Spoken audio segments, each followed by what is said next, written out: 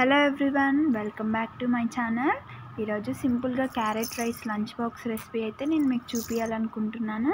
ముందుగా మనం తురిమి పెట్టుకున్న క్యారెట్, ఆనియన్స్, చిల్లీస్ అండ్ కరివేపాకు ఇవి ఉంటే మనం సూపర్ అండ్ సింపుల్గా క్యారెట్ రైస్ అయితే తయారు చేసుకోవచ్చు.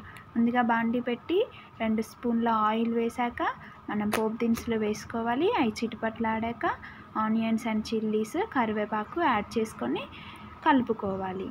తర్వాత చిటికెడు పసుపు వేసుకొని మనం బాగా ఫ్రై చేసుకోవాలి. ఆనియన్స్ అన్నీ బాగా వేగితేనే టేస్ట్ బాగుంటుంది. నెక్స్ట్ నేను అప్పుడే నూరి పెట్టుకున్న అల్లం వెల్లుల్లి పేస్ట్ 1/2 టేబుల్ స్పూన్ వేసుకొని బాగా ఫ్రై చేసుకున్నాను.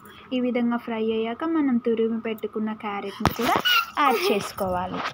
ఈ విధంగా క్యారెట్లో మొత్తం వాటర్ అంతా ఇనికిపోయాక 1/2 స్పూన్ కారం వేసుకొని బాగా కలుపుకొని ఫ్రై చేసుకోవాలి. తర్వాత మనం చల్లారి పెట్టుకున్న రైస్ని మనం గడ్డలు లేకుండా మొత్తం చిదుపుకోవాలి.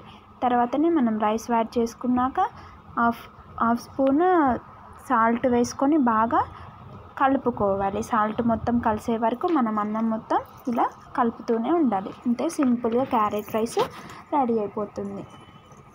టేస్ట్ కూడా చాలా బాగుంటుంది.